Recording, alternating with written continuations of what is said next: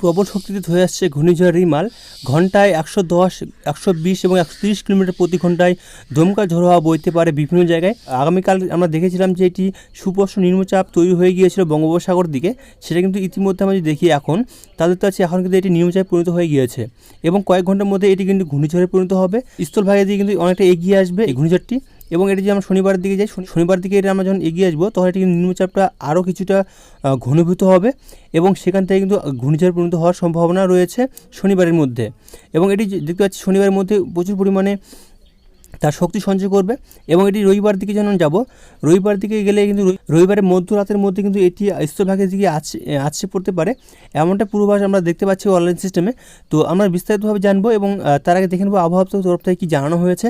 তারপর আমরা লাইভ সিস্টেমের মাধ্যমে আপনাদেরকে দেখাবো যে ঘূর্ণিঝড় সংক্রান্ত যে কোথায় কীরকম প্রভাব পড়তে পারে এবং বৃষ্টি কোথায় কীরকম হতে পারে, যদিও প্রচুর পরিমাণে বৃষ্টির সম্ভাবনা রয়েছে। আবহাওয়া পূর্বাভাস তারা যে জানিয়েছে যে 26 তারিখে কোথায় কত কিলোমিটার প্রতি ঘন্টায় দমকা ঝড় হওয়ার সম্ভাবনা রয়েছে সেটা তারা একটি ম্যাপের মাধ্যমে এবং তারা জানানোর চেষ্টা করেছে। হচ্ছে যে 26 তারিখ 26/5/2024 দেখতে পাচ্ছে যে উত্তরবঙ্গের দিকে মূলত কোথাও সেভাবে সতর্কতা জারি করা হয়নি। দক্ষিণবঙ্গের দিকে যেটা আমরা দেখতে পাচ্ছি মুর্শিদাবাদ, বীরভূম, পশ্চিম বর্ধমান এইসব জায়গায় দেখতে পাচ্ছি আমরা 30 থেকে 40 কিলোমিটার প্রতি ঘন্টা দমকা ঝড় হওয়ার সম্ভাবনা রয়েছে।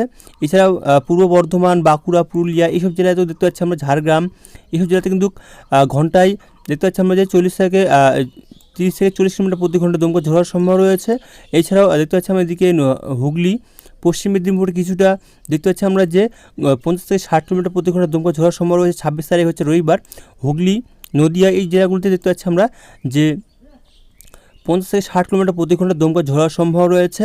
উত্তর চব্বিশ পরগনা দিকে দেখতে পাচ্ছি আমরা যে ঘন্টা কিন্তু দেখতে পাচ্ছি যে 80 থেকে 90 কিলোমিটার প্রতি ঘন্টা দমকা ঝড় হওয়ার সম্ভাবনা রয়েছে।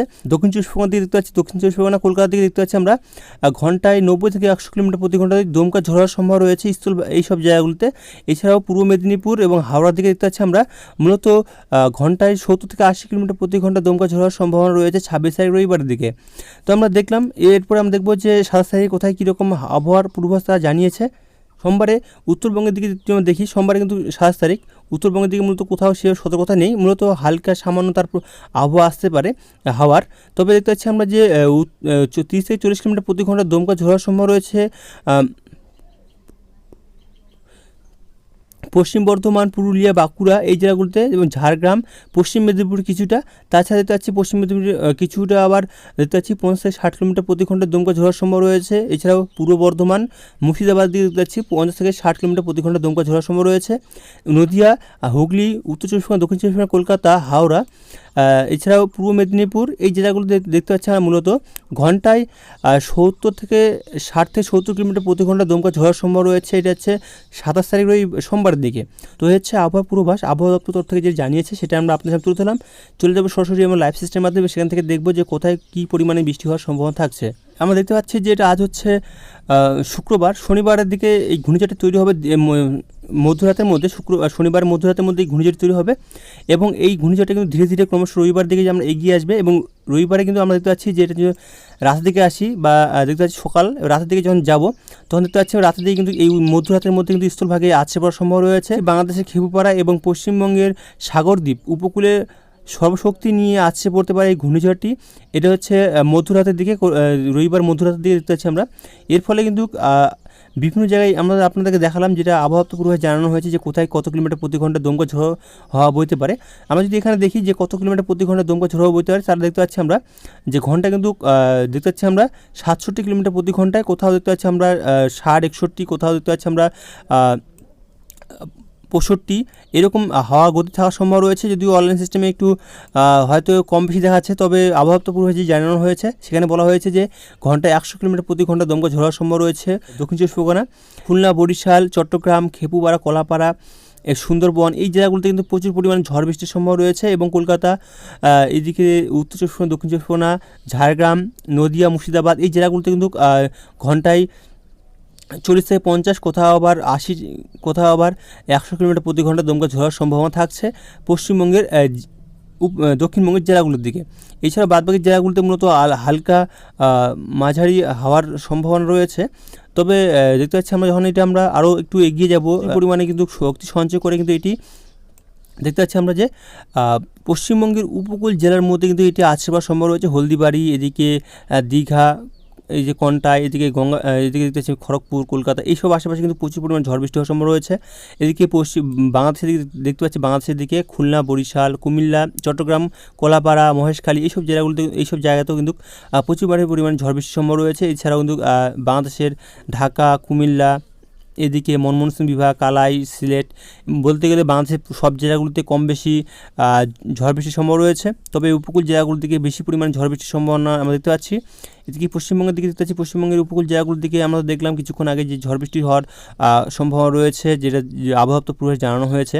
এটা যদি আমরা অনলাইন সিস্টেমে যদি আমরা জুম করে একটু তার ঝড়ের গতিটা দেখি, তাদের দেখতে পাচ্ছি আমরা যে কলকাতার দিকে দেখতে পাচ্ছি 40-42 থাকার সম্ভাবনা রয়েছে। এটা হচ্ছে রবিবার রাতের দিকে, সন্ধ্যের দিকে। যখন আমরা এদিকে দেখতে পাচ্ছি আমরা যে বনগাঁ, শান্তিপুর নদীর দিকে যাব, তখন দেখতে পাচ্ছি 40 কিলোমিটার প্রতি ঘন্টায় সম্ভাবনা রয়েছে। এবং দেখতে পাচ্ছি যে খড়গপুর, কোলাঘাট, এইসব জায়গায় দেখতে পাচ্ছি আমরা 40 কিলোমিটার, 38-39 কিলোমিটার প্রতি ঘন্টার দমকা ঝড়ের সম্ভাবনা রয়েছে সন্ধ্যের দিকে। বলতে গেলে সপ্তাহ জুড়ে কিন্তু দক্ষিণবঙ্গের জেলাগুলিতে ঝড় বৃষ্টির সম্ভাবনা রয়েছে। তবে নিম্নচাপ এবং ঘূর্ণিঝড়ের কারণে কিন্তু দক্ষিণবঙ্গে ভারী থেকে অতি ভারী বৃষ্টির সম্ভাবনা রয়েছে। আমরা 27 তারিখের দিকে যাবো। 27 তারিখ হচ্ছে এটা সোমবার দিকে দেখতে পাচ্ছি আমরা প্রচুর পরিমাণ ঝড় বৃষ্টির সম্ভাবনা রয়েছে। রাজশাহী, ঢাকা, কলাই, মালদা দেখতে পাচ্ছি, এদিকে উত্তর দিনাজপুরের, উত্তরবঙ্গের দিকে দেখতে পাচ্ছে, উত্তরবঙ্গের মালদা, উত্তর দিনাজপুর, দক্ষিণ দিনাজপুর দিকে কিন্তু ঝড় বৃষ্টি হওয়ার সম্ভাবনা আমরা লক্ষ্য করতে পারছি। সোমবারের দিকে, সোমবার দুপুর বা সকালের মধ্যে আছে। এবং দেখতে পাচ্ছি আমরা কলকাতার দিকে যে ঘূর্ণিঝড়টা কিন্তু কলকাতার মধ্যে ধীরে ধীরে এর মধ্যে প্রভাব পড়বে। এবং এর ফলে কিন্তু কলকাতা, এদিকে আমরা দেখতে পাচ্ছি আমরা হাওড়া, উত্তর দক্ষিণ চব্বিশ পরগনা, পূর্ব পশ্চিম মেদিনীপুর, ঝাড়গ্রাম, এইসব জেলাগুলিতে কিন্তু প্রচুর পরিমাণ ঝড় বৃষ্টির সম্ভাবনা আমরা লক্ষ্য করতে পারছি। এবং প্রচুর পরিমাণে ভারী থেকে অতি ভারী বৃষ্টির সম্ভাবনা রয়েছে। আমাদের দেখতে পাচ্ছি 28 তারিখে কিন্তু ঝড় বৃষ্টির সম্ভাবনা থাকছে। এবং বুধবার দিকে দেখতে পাচ্ছি, বুধবার দিকে কিন্তু আবহাওয়া মূলত অনেকটা উন্নত হবে ধীরে ধীরে। এবং এর ফলে কিন্তু মূলত ঝড় বৃষ্টির সম্ভাবনা ধীরে ধীরে কমার সম্ভাবনা রয়েছে। আমরা যখন চলে যাবো বৃষ্টির মোডে, দেখবো বৃষ্টির মোডে কোথায় কীরকম থাকার সম্ভাবনা রয়েছে। তাহলে মূলত দেখতে পাচ্ছি আমরা যদি দেখি, আজ হচ্ছে 24 তারিখ, আজ হচ্ছে শুক্রবার।